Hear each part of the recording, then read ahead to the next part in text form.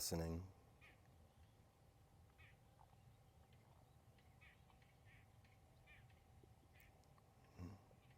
hearing.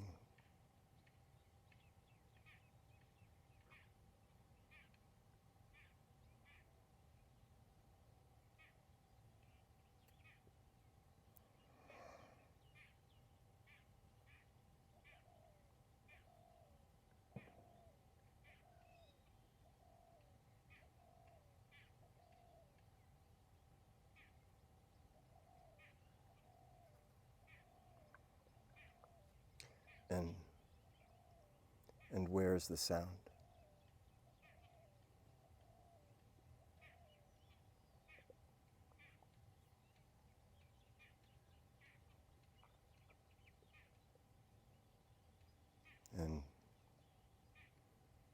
And where's the sound registered?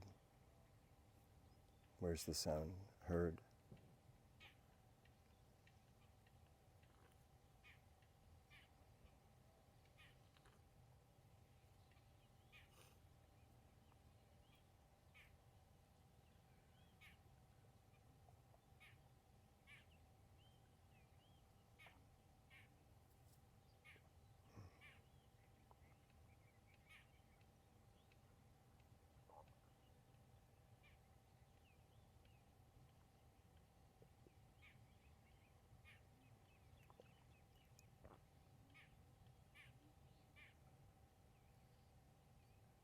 And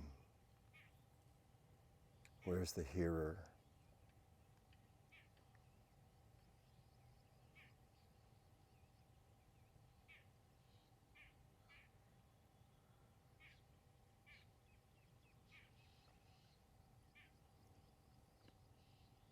Om.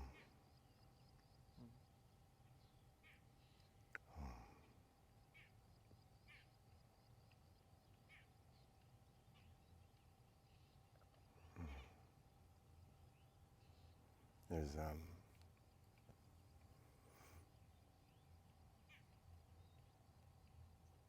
an old monk is sitting under a tree with his young disciple, and they're meditating. And after some time of quiet, the disciple says, "Master, from where does one enter the Tao?"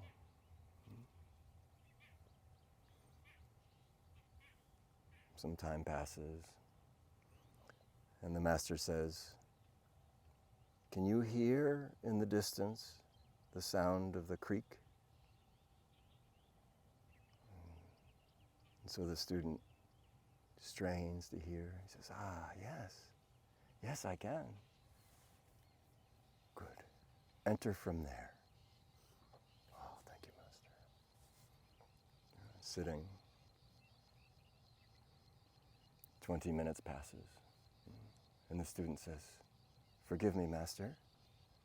What if I said I couldn't hear it?" The Master says, then I would have said, "Enter from there."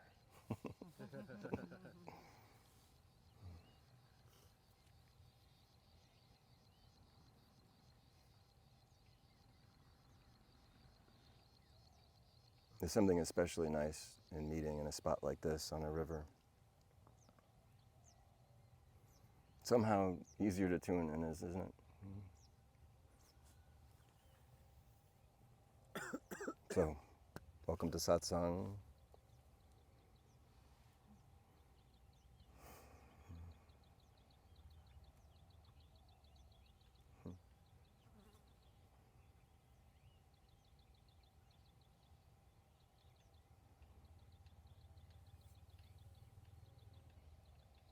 Who would like to start us off?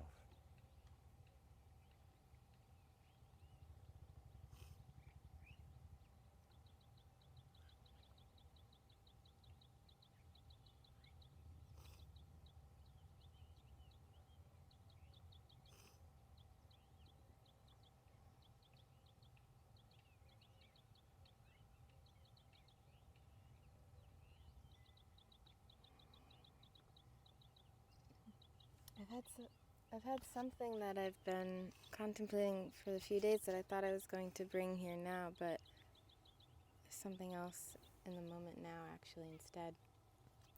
Noticing, and maybe it's coming from what I was going to share, which it might lead into, but just today noticing a lot of agitation in myself. Maybe it's, more sleep would be nice or something, I don't know.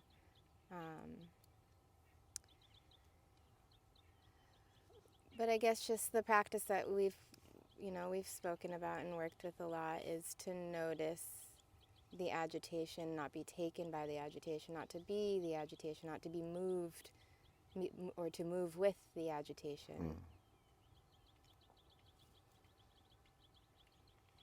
Essentially just saying, so what? So maybe you could speak on this practice and this experience a bit.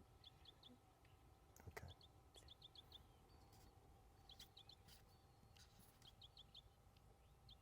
Do you want to be not agitated? I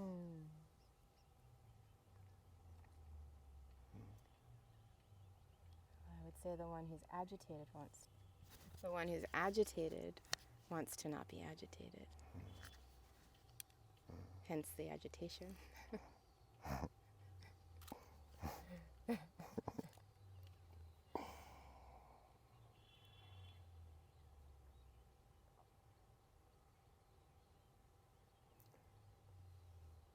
What sensation is not okay? What sensation has come and never left? Have you never been agitated before?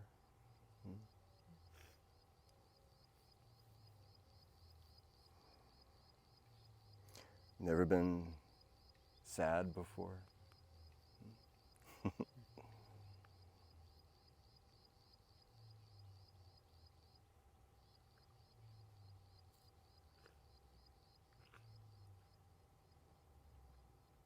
But let's not think of this as a spiritual gathering, Let's not think of this as anything other than a curiosity about what's agitation anyway, and who's bothered, and how long will it last, and what can I learn from my own past? What do I know by observing what I might perceive as agitation in others? Who cares? Not rhetorically, but who in particular cares?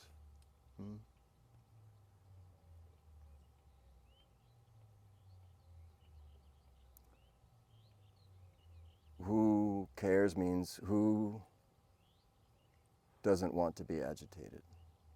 Who's agitated and who doesn't want to be agitated, and who doesn't want you to be agitated, because now they're agitated also. And why? Yeah. It's so painfully simple, but somehow is obscured to us for the longest time. But with a simple mind and some curiosity, and without that tension of this is a problem and there needs to be a solution and I'm the one who needs to solve it, if you let all of that go, my question is, who cares?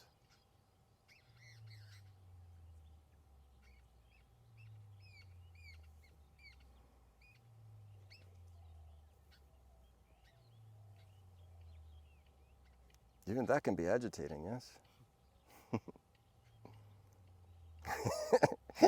It's affirmed. I am now the source of your agitation.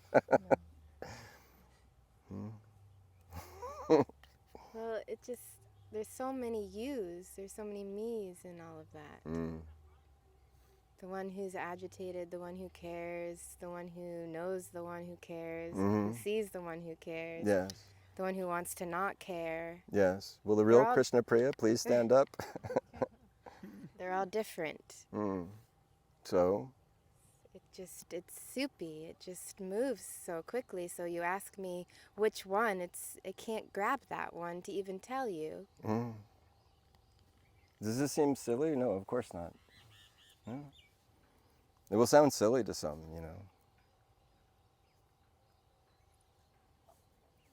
Well, you must present the one because she apparently has a question. The one who asked the question. Yeah, well, where is she? He's getting agitated. Yes, yes.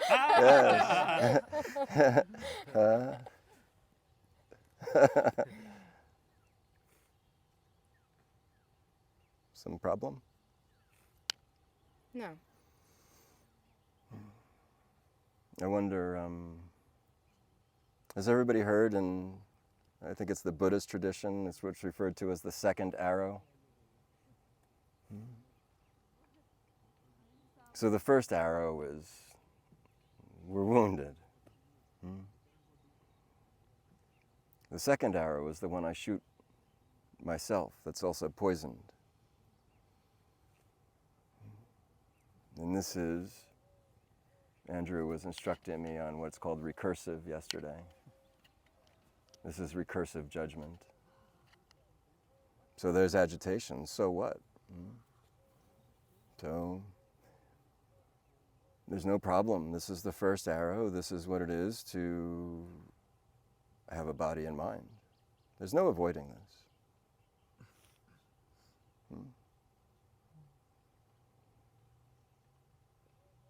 And to be in conflict with how it is, well, this is the source of the agitation to begin with.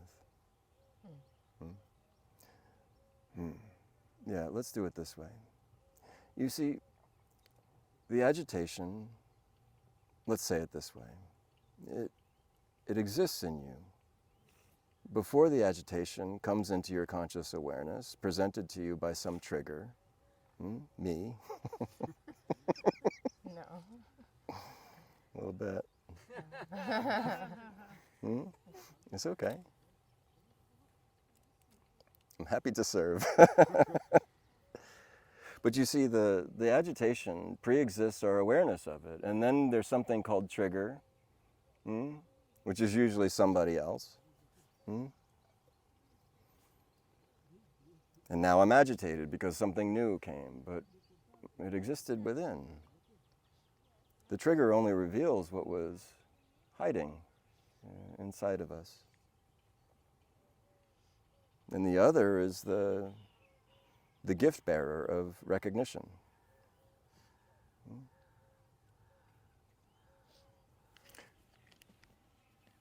Everybody's had the experience with a potato chip. You eat one. Man eats potato chip eats potato chip. It actually comes from the saying about alcohol. Man takes a drink, the drink takes a drink, the drink takes the man. It's like this. It's the agitation in us that is the karmic invitation to be agitated.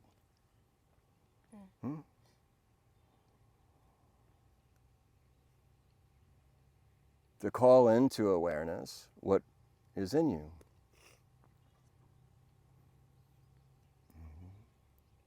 You have a cup of tea in your hand, but you're not aware what's in the cup. Somebody bumps into you and it spills, and you say, there was tea in there. The tea's yours. And you say, thank you, I didn't know I had tea. Thank you, I didn't know I had agitation. And we think when there's agitation and it's recognized, somehow, I don't know, somehow we lose sight of the past, that I've been agitated before and then not agitated and then agitated again and then not, that everything comes and goes. But somehow we think that when there's agitation, it's a problem and it's always going to be there and it's a problem that needs to be resolved. This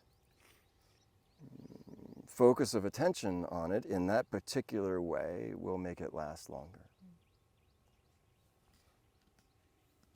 And then when the agitation is resolved, we sigh of relief. Thank God that's gone.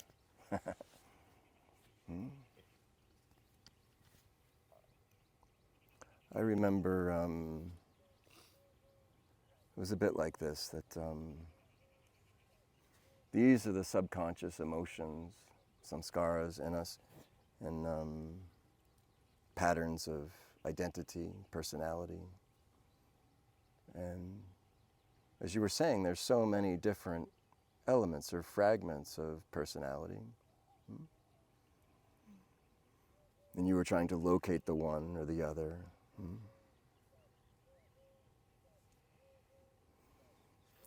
When it's a bit like this, metaphorically, obviously, that you come downstairs in the middle of the night into your foyer and there's an intruder.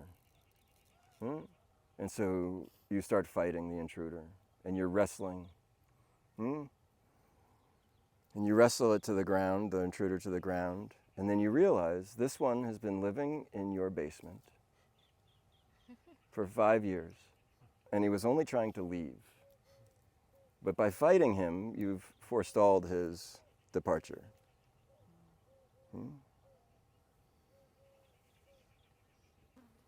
So the agitation has been living in your basement. Even when you've been smiling and happy and blissed out, namaste, this agitation is waiting.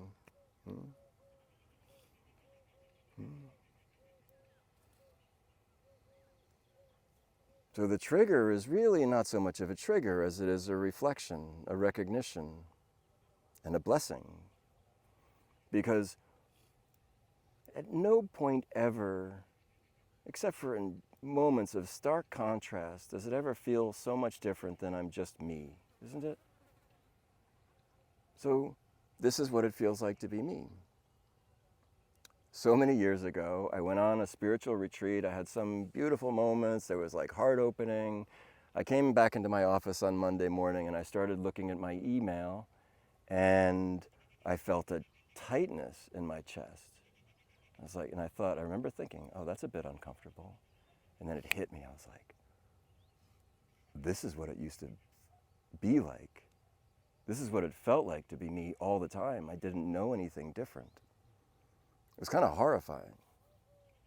But we don't know because there's no contrast. You've heard it said, what does a fish call water? I'm going to try to explain water to a fish. A fish doesn't know not water. Most of us don't know not emotion. Most of us don't know not mind. Most of us don't know not thought. Most don't even really know attenuation into subtle thought. And so it's just, this is how it feels to be me, and it must be how it feels to be all of you. So this agitation is only just the surface. You could say the ripple on top of a wave, on top of a swell, which is rage.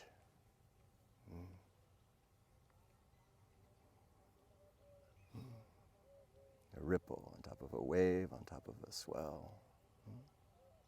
It's okay.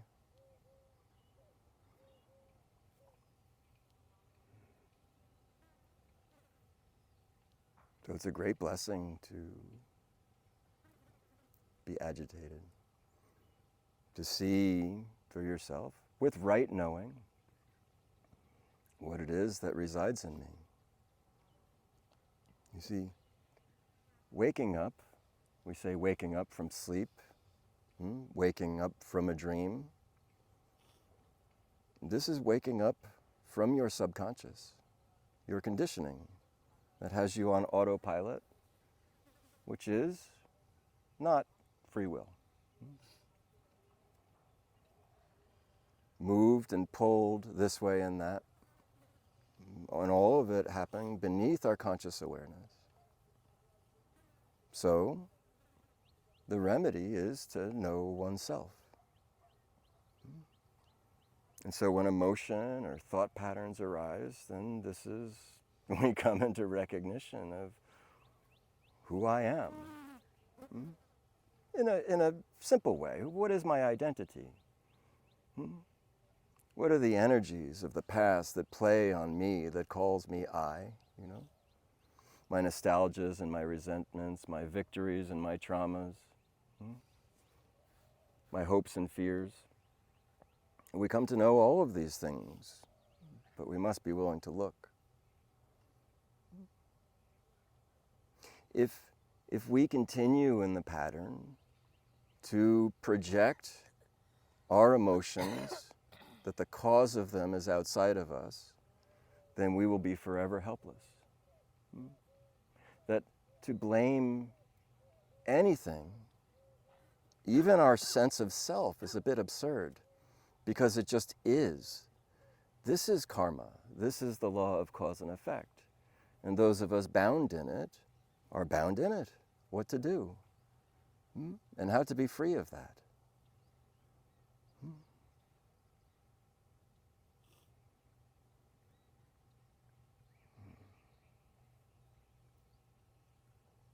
But once we see, there's a shift will happen in each one where it becomes clear that every disturbance is a blessing. Greater even than what most people call blessing. You see, because what happens is, when we pay very close attention, the suffering that comes to me reveals me to me. I can then lay it on the altar and surrender. And I know, because I've been paying attention, what it feels like when I surrender. So when I'm agitated, it is good today. If I now surrender this also, it will be better tomorrow. Who doesn't want that? But you see, this is the truth of it. This is the way it actually is, and we just have it slightly inverted, thinking that the world is happening to us and not for us. But it will come to happen for every single one, and for you next week if you like, that you will actively perceive everything that happens in the world as a blessing to help you come back to who you actually are.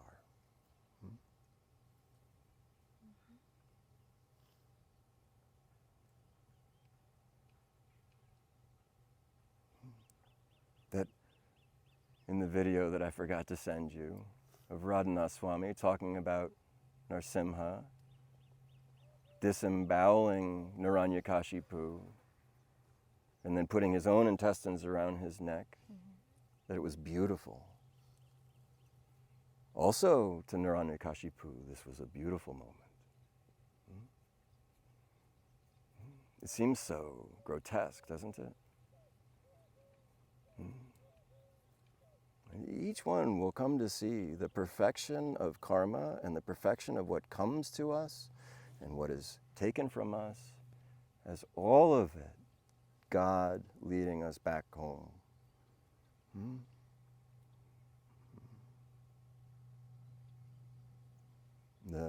Metaphorically, the rightful sovereign heir to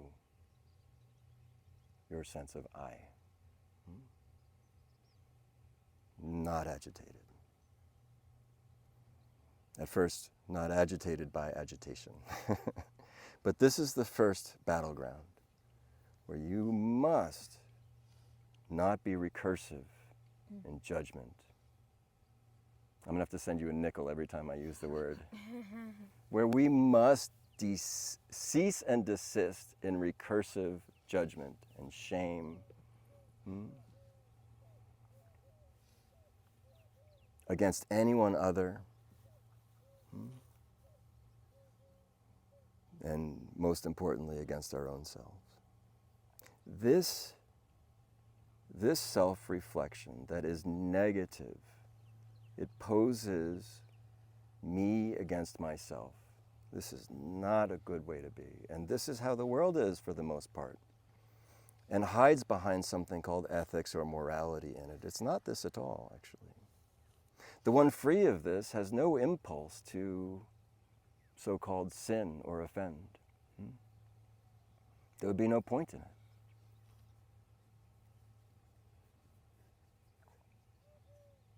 So first, find the place in real time, where there's agitation, be okay with it. Where there's sadness, sadness has come and gone before. I'm happy for it. Anger. We must also learn how to be responsive and not reactive. This is very important. If you give your agitation to your tongue, it fortifies the agitation. It's like doubling down on a bad bet. Or putting another $1 million into a failed business investment. It's not good. And so we must cease and desist with that, because not only do we double down on our own sense of suffering, reclaiming the posture of victim by making other responsible for how we feel. Also, in this moment, recognizing this tendency, be okay with it. Do you see? You see how the tendency arises so quickly? Oh, I mustn't be that way? No. You must catch it right here. Expose it. That when that thought comes, this isn't okay, wrap an okayness around it. It doesn't, how do I say? Let's just stick with agitation. So agitation arises. Allow it to be. Don't try to resolve it. Don't try to understand it.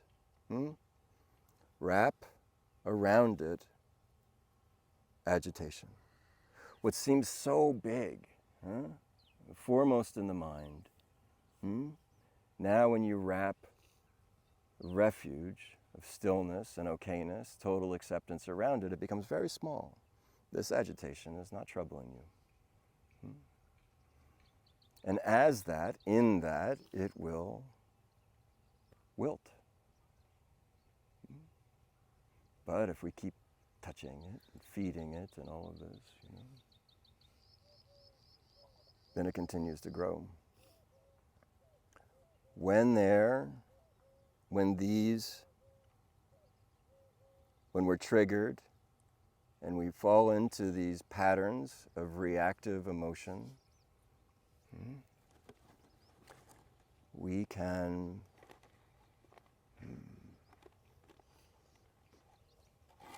settle into just a total acceptance of that this is what it feels to be me in this moment, and it will pass. And in this posture, everything will speed up. It'll move through so quickly.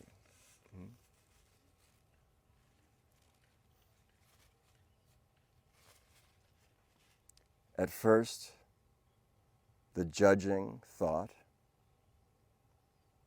will only see it in the rearview mirror, because we're so attuned to constantly judging ourselves and others.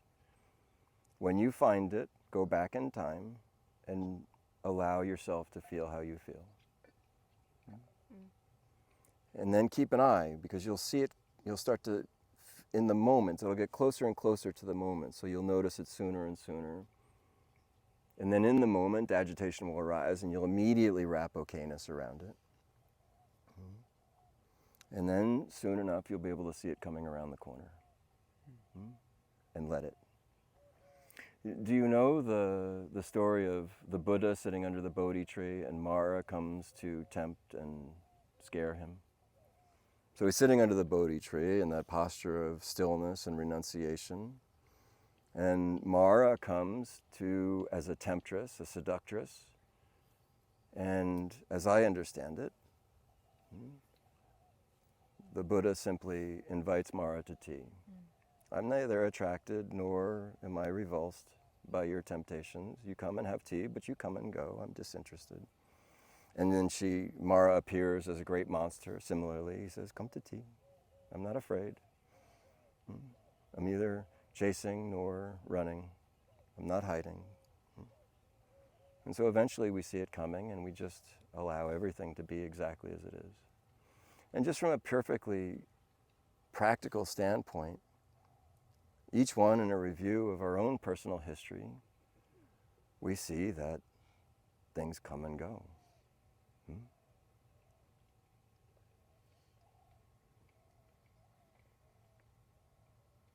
What of it? One time, this is so many years ago, I was driving in Georgetown in Washington, D.C., and some young man on his phone wasn't paying attention and stepped into the road off of a curb nearly in front of me. I had to slam on my brakes to avoid hitting him. And I didn't say anything, but I kept driving, and I was just like, what an idiot, you know, how we do. I was so mad at him and about all the world and their cell phones. Not for a second remembering that I'd done the very same thing 1,000 times in the last, year. And then later that afternoon, I found myself right there, as if I was still there with him, having the conversation with him, saying the same thing I'd said 100 times already that day. And I thought, well, I think I'm insane. Having a conversation that's with a guy that's not there, that happened 5 hours ago, and there I was, still fully in the emotion of it, and I was like, I've lost my mind completely. And it's true, I was right. I'd lost my mind completely. And then I very quickly realized, well, this is really all that's happening all the time. How many conversations do we have with people who aren't actually with us? Isn't this insanity? A little bit? Yeah. A little bit? So this is the way to transcend that, to reclaim our emotional responses from subconscious emotional reactivity. This is a way to reclaim our tongue from giving articulation to our sense of, I'm a victim. The world is the problem. Slowly we will graduate from all complaining. Because we'll see it for our own selves that any complaint is a violence against myself. It ensures in the flow of what I call my reality. And these will just fall away in time. If you come to the place where you realize I can't blame anyone for anything, you're really now beginning to understand what is karma. Usually in common practice, karma is something that happens to somebody else, isn't it? They got what they deserved. But you see, this is very good news, because if we are victims, then there's no exit from suffering. If the world is responsible for how I feel and what I say and how I act, then I would need to change the entire world in order for me to be okay. I'm not saying it's impossible, but they just change right back so quickly. Anyone you've ever fixed, didn't they just come right back the same again? But it's such good news, because if it's just me, then I've got some sovereignty in this.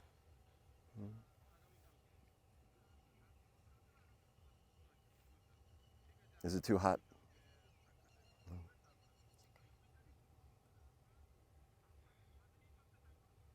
It's the hardest thing in the world to lay my sense of I'm a victim on the altar.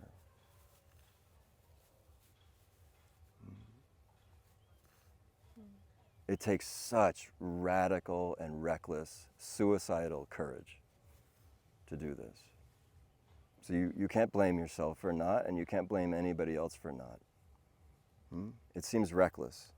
to the one who endeavors to do it. But you see, what it really is stepping into the ability to be responsive, to be responsible. Not in a way that's oppressive, but in a way that's liberating. Not in a way that's confining, but in a way that is expanding. But you see, the ego, pretending to be the one to be renounced or surrendered, rather than the thing itself that is being surrendered, thinks that there's going to be some limitation, some constriction, but it isn't at all. It's the opposite. And what we find in doing this, practicing over and over, is that what we reclaim is ourselves, our sovereign,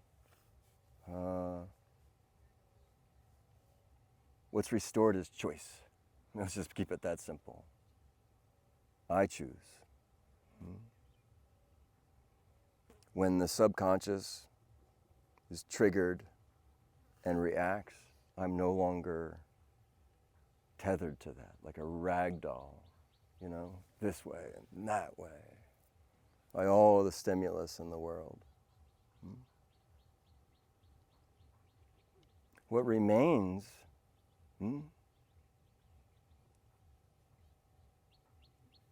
is peace, a kind of neutrality that maybe at first seems a little bit boring to the one who's used to the excitement of the dramas.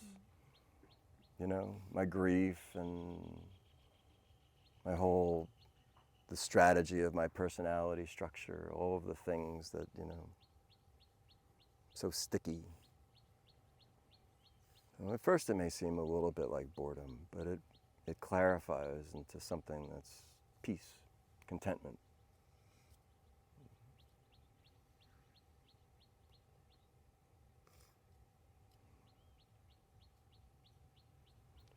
One of the most astounding things, I think, on the path to seeking is coming to realize that I am clinging with all my might to my suffering. That, because it's what I know, it's familiar. The cause of my suffering is all of my attachments, and my attachments I mistake as my very identity. I remember thinking,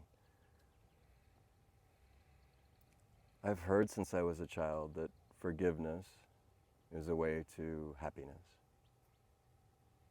And I remember wondering, it was actually after some years of intense practice of Ho'oponopono, which completely changed my life, by the way. And I wondered, why is it so hard to forgive? It's never let me down. The consummation of forgiveness is happiness, Why is it so hard? So I thought long and hard about it. It's because my identity is made of past judgment. And to forgive is to come into a place of non-judgment, is to come into a place perceived as non-identity. You see? The identity itself, misidentified, is judgment, resentment, and nostalgia.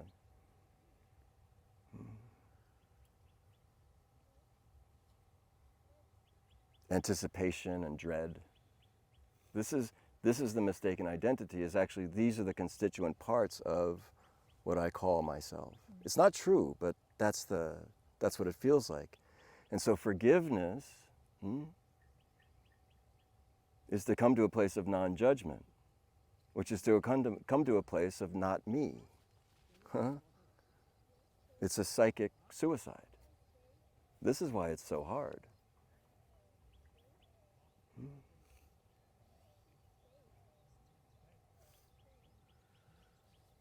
Can you give yourself the freedom to be exactly as you are? Without apology,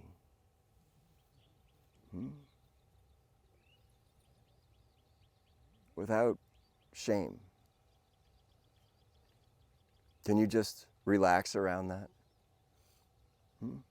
Also, without indulgence. Meaning, I don't give myself freedom to indulge in the habits that I know that bring myself suffering and others. What am I to do anyway, No, it's not like this at all. But it's also not, I'm such a sinner, beating myself up for it. Where's the center?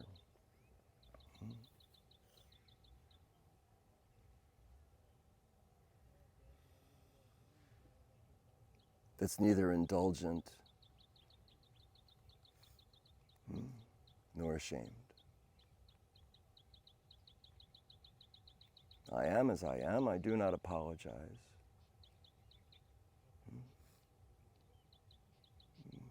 I don't aspire to suffer or to cause suffering. Do you? Maybe in great moments of rage where we go blind and, right?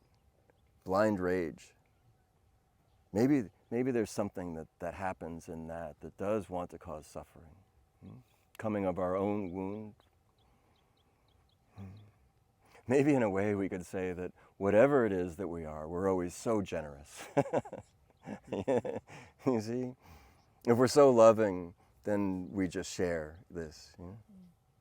If we're so angry, well, we're also very generous with this. So generous. Huh? Who's had the feeling of being alone, really wanting a partner and feeling alone, and will I ever be with somebody, and then you see some couple cuddling on a park bench. Disgusting. Get a room, right? Huh? Unhappiness doesn't like happiness, does it?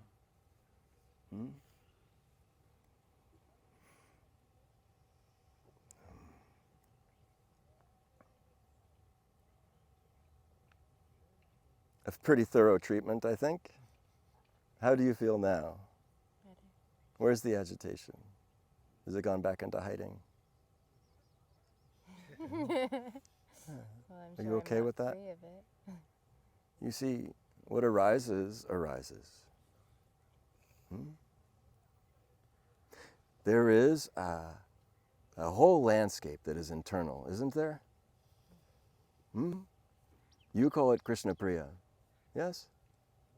There's a whole landscape, past, present, and future, a sense of gravity, a sense of tethered, a sense of direction. And then all of that also all of that also happening externally, internal landscape, external landscape, some seeming dance between the two. Arising. Whack-a-mole.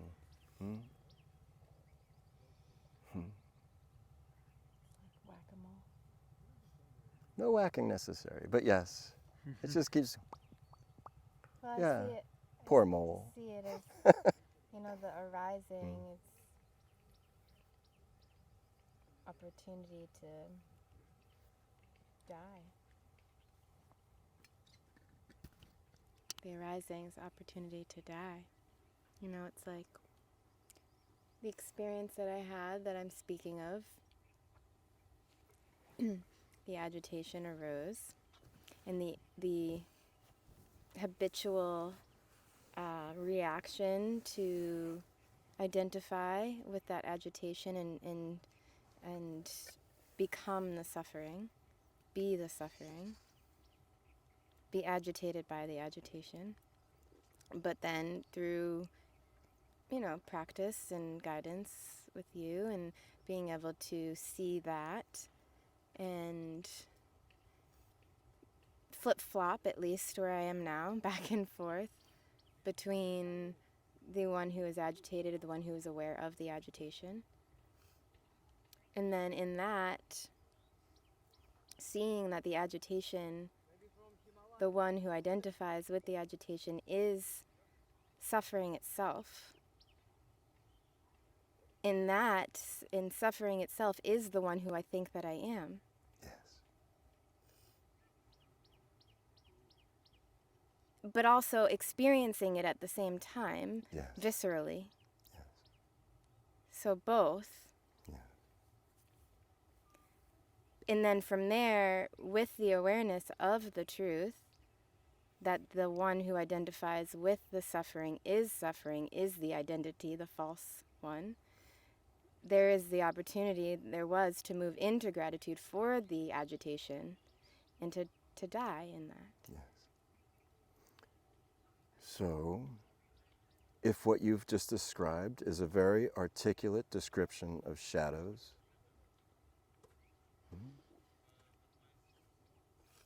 Mm.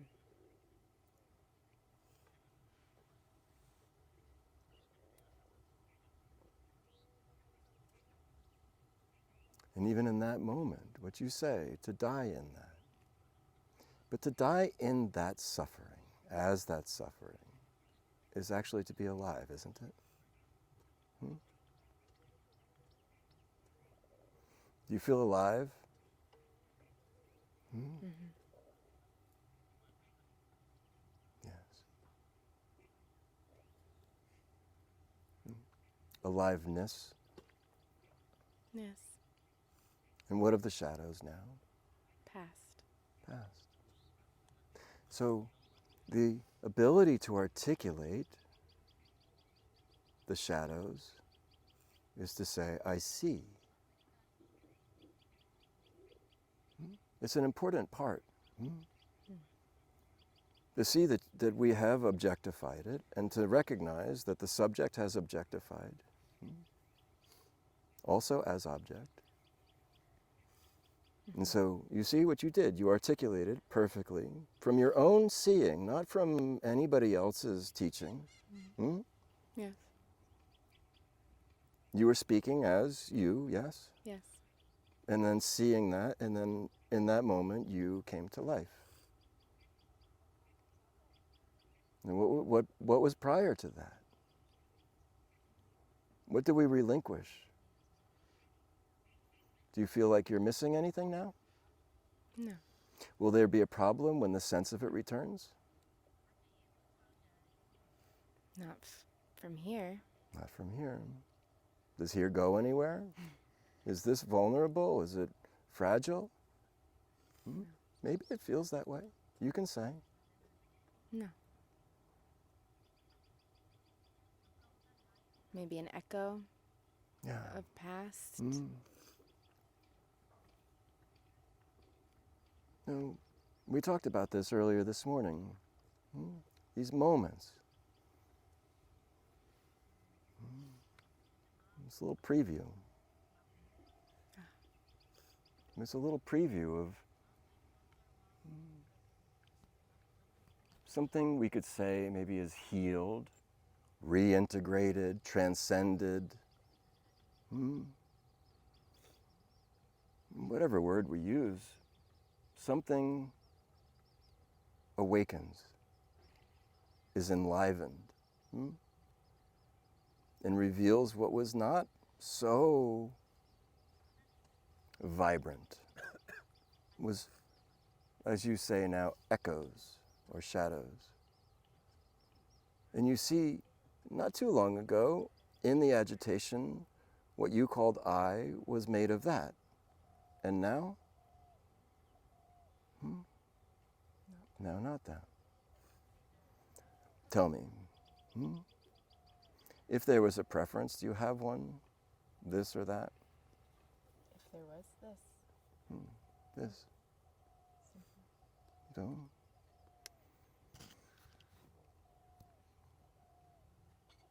So I say preview. Don't chase it. Don't hide from it.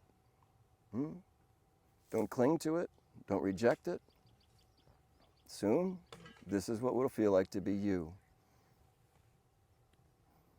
Soon enough. 20 years. Some fear? Okay. Just trying to agitate you. Because it's here now. So.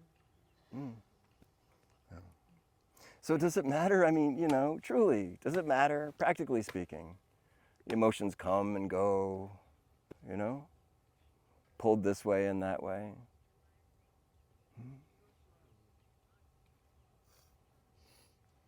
Is in this moment when there is this enlivening, there's a crispness and a clarity and a focus. This isn't like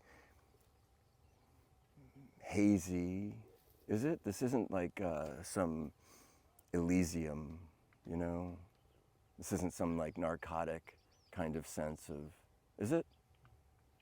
No. It's very crisp and clear, alert.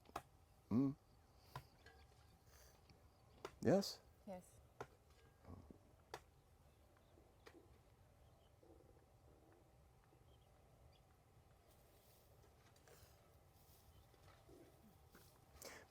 But what Krishna Priya just did, quite naturally, was be, as an observer, describing, rather matter-of-factly, what it looked like, articulating very clearly all of this sort of, the different aspects and facets of the sense of self, of me-ness.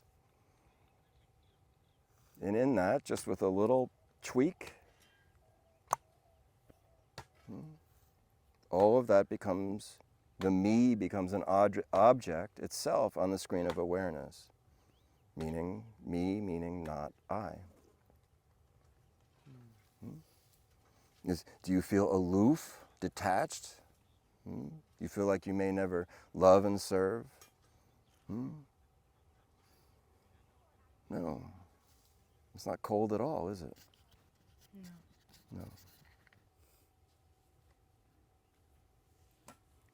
It's like how you've said before, the shift of foreground and background. It's like what was the false identity that was in foreground shifts backwards and becomes the background. And You're perceiving this now.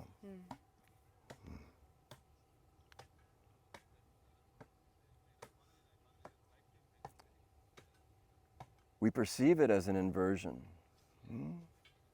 Foreground moves to the back, background moves to the front, inner becomes outer, outer sort of moves back. But you see, it's not an inversion, it's now rightly verted. Dayal and Vish were talking this morning about the reflection of the tree. It is backwards. Have you heard that headstand is the Maha Asana, the king of all asanas?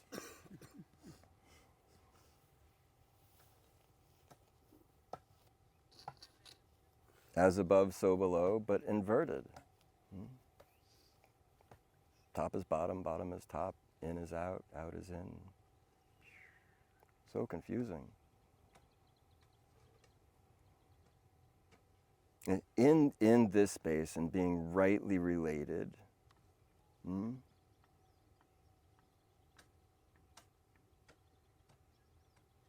children of God.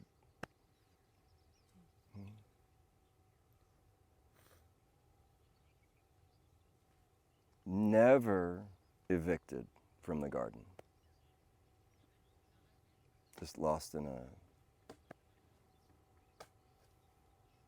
a dream of me and mine. Am I speaking in poetry? no.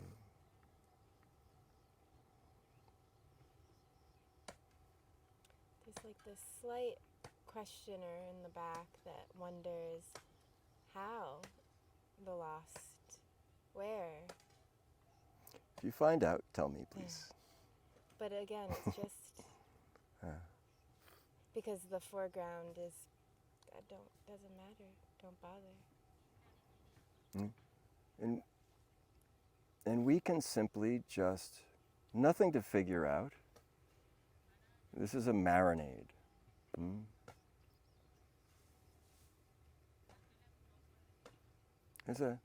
I don't see Krishna manifest in form, but something is in the air, isn't it? Maybe one of you does and won't say. I don't know. See Krishna.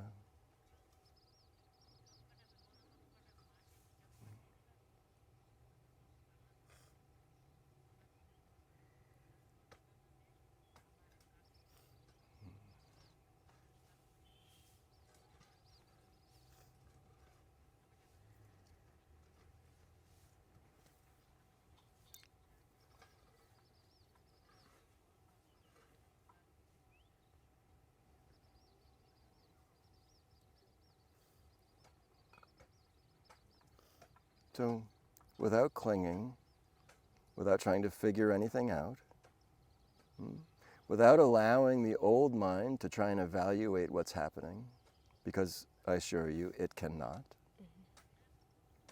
and will only steal it from you in a manner of speaking. Without any of that, you just simply be in this and let it fade. Maybe it won't. It's likely it will. And also, this is not a problem.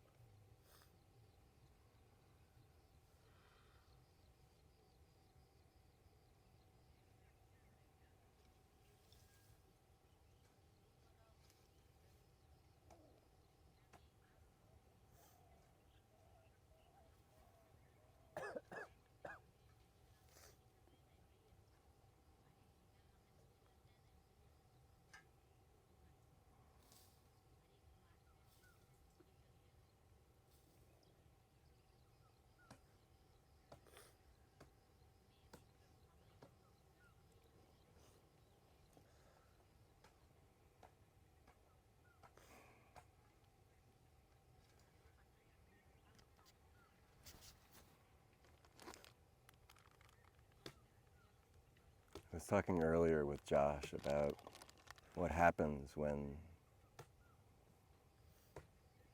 we are willing to be seen, when we stop hiding.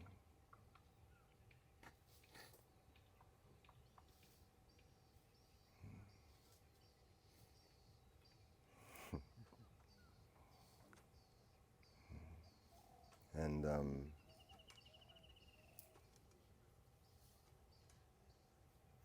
there's a beautiful, really fascinating text, and I think it comes up out of the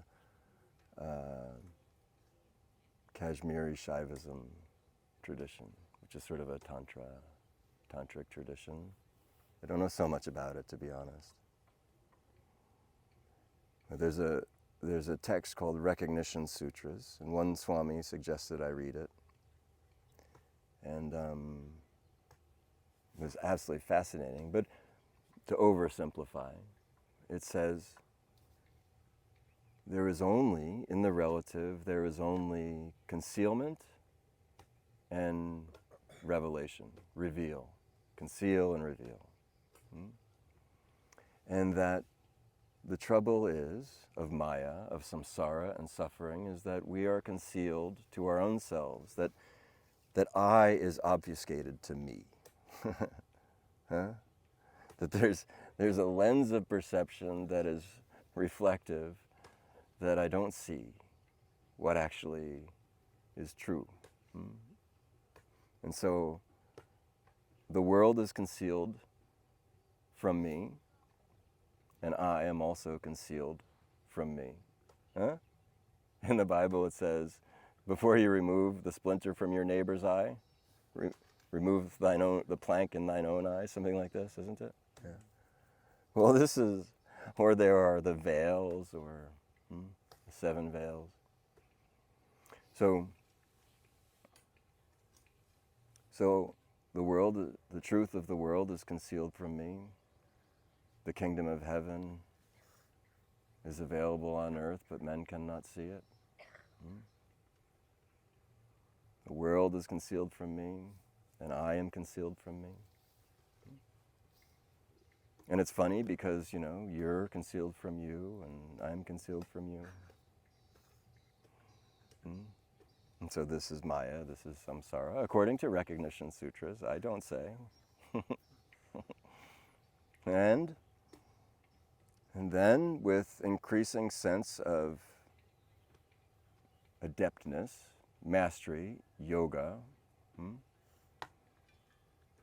recognition, this one can learn to conceal and reveal at will. And there are times it's good to be concealed, in the world that also is concealed from itself. Sometimes it's good to be concealed. But this concealment is the energy of hiding. You can think of the Garden of Eden with Adam and Eve with their fig leaves. Have you ever thought of how absurd this is, trying to hide from God behind a fig leaf?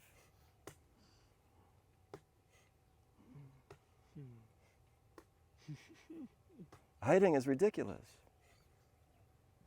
And the act of hiding is actually, well, let's just say, I can't say for sure, but imagine that the act of hiding is actually what precludes you from seeing.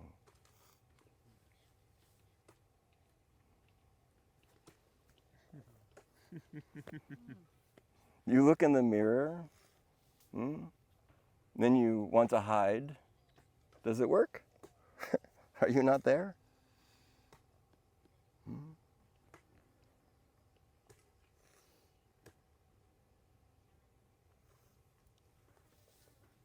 In the right environment, with great discernment, to relinquish hiding, to be seen.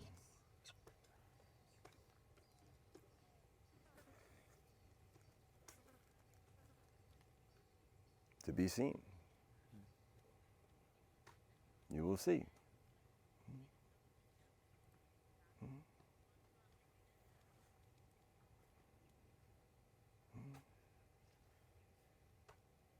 And just like in the world that is samsara, that is Maya, also in the world that, let's just call it Lila, it's still a mirror.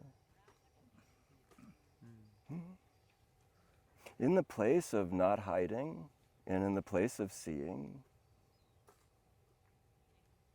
you see you. How beautiful.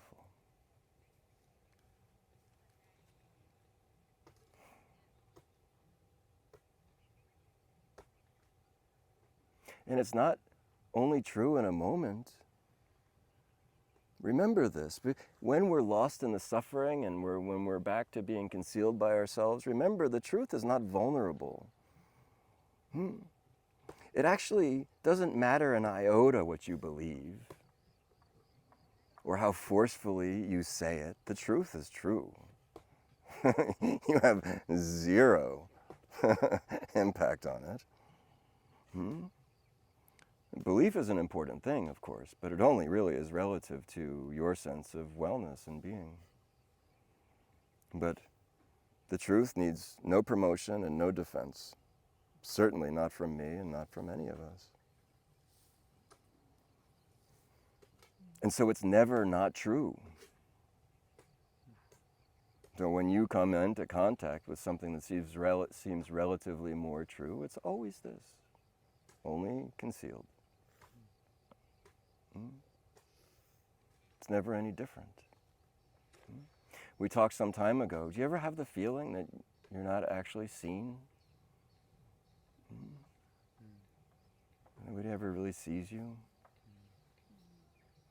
And when it happens, when we see and we're seen, and when we're willing to be seen, we see. And there it is. Different but the same. Also, in the reflection, the reflected light of mind, you see past, present, and future.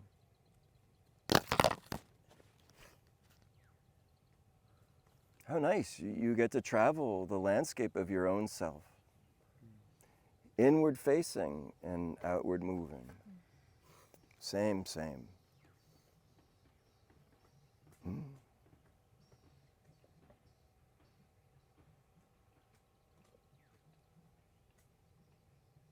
It's always right here. And at first, we have practices that help us come to this place. And then we just remember, we leave breadcrumbs, in a way of speaking, how to return. And at first, it may take a couple, 3 hours, tense practice, intense concentration. And then you just dance in and out. So easy.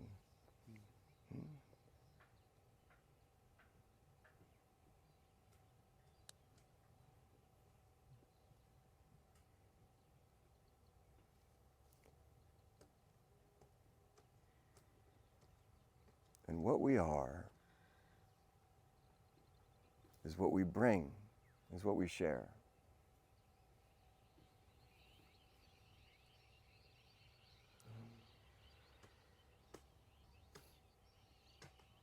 I sometimes muse and wonder, is it possible the greatest karma yoga, the greatest selfless service is to be selfless?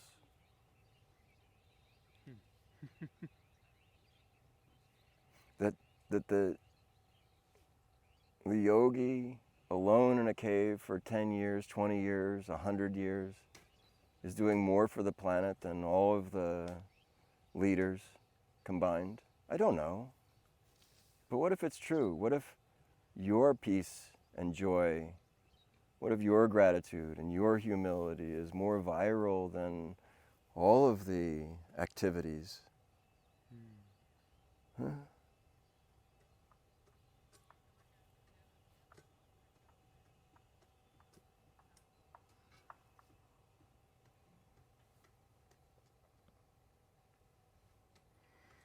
And I really think, through exploration and self-reflection, that these Vaishnavas have it right. You don't become God. You just become the really grateful servant of that.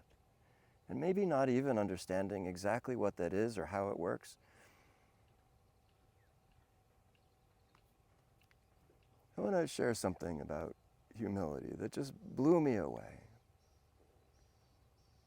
Just to invite you into a reflection on this inversion and how it actually works. This morning I mentioned in this inverted reflection, in the Bible it says, man is made in the image of God. An image is a reflection. Right is left, left is right, yes? It's inverted. Up is down, down is up.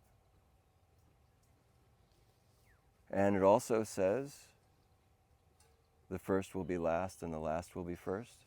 Something like this, is that right? So, one morning, 8 o'clock puja in Chidambaram at Yogaville, I wondered, with a sort of boyish curiosity, what is it like to look from the lowest place?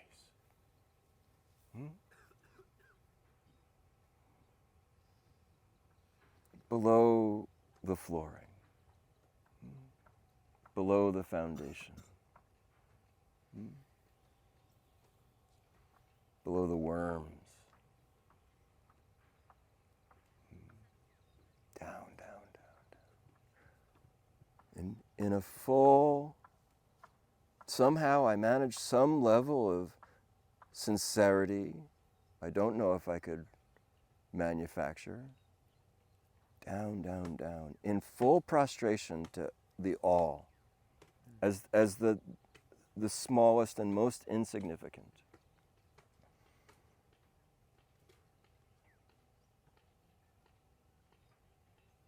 And in a moment, I was startled. I can't say it's true, but the sensation was, I sat on the throne of Ishvara. It's not true of me. Let me make this clear. There's no sense of this. Even in that moment, it was a seat that wasn't rightfully mine. And I scurried away out of fear.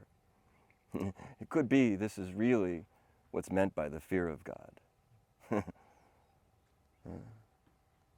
When you come to know God, there is this humility is sort of expands.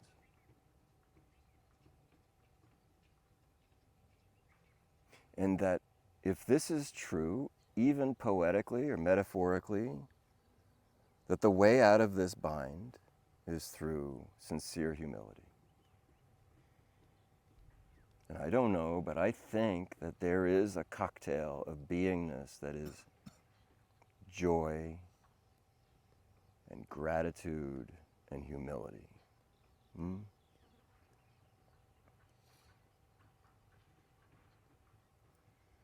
that's the key to unlock the bind. I don't know.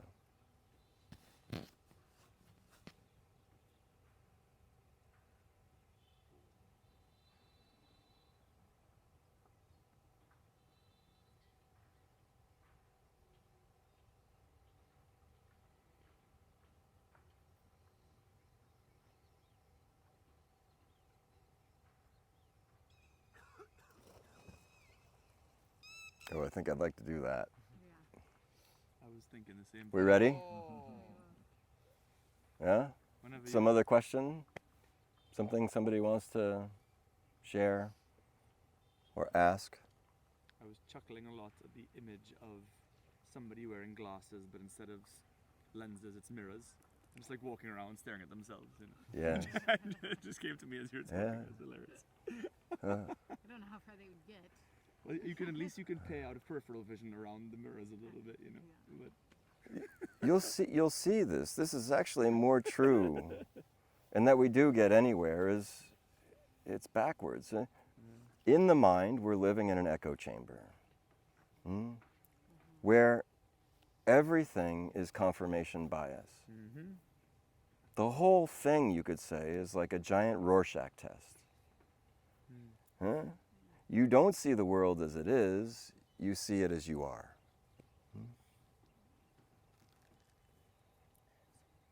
What if it's true?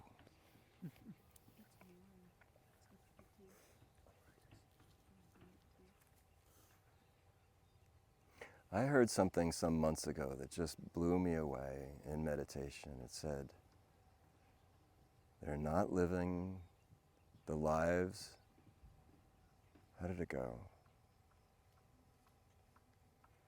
They're not living the lives that they want because they're busy feeding the lives that they don't want.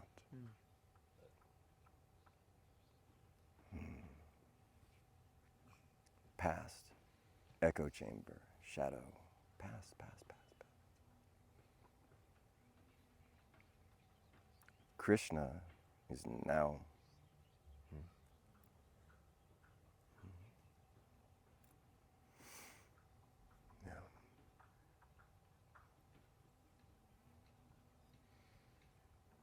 And it's true of what we say about ourselves. It's true of what we say about others. It's true of what others say about themselves, and it's true of what others say about us. Past, echo chamber. Let it be. It's not your business. Your own thoughts are not your business. Your own opinions.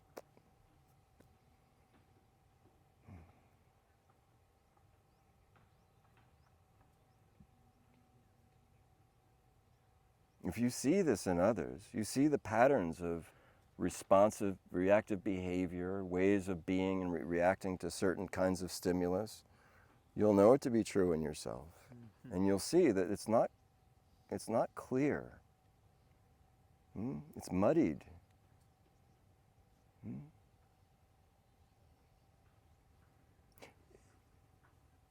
you begin to see it's not real. They're in a story, a dream.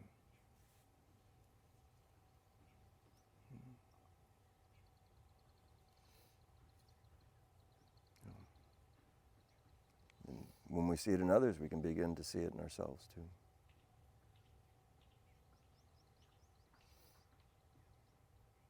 Okay, shall we go for a swim?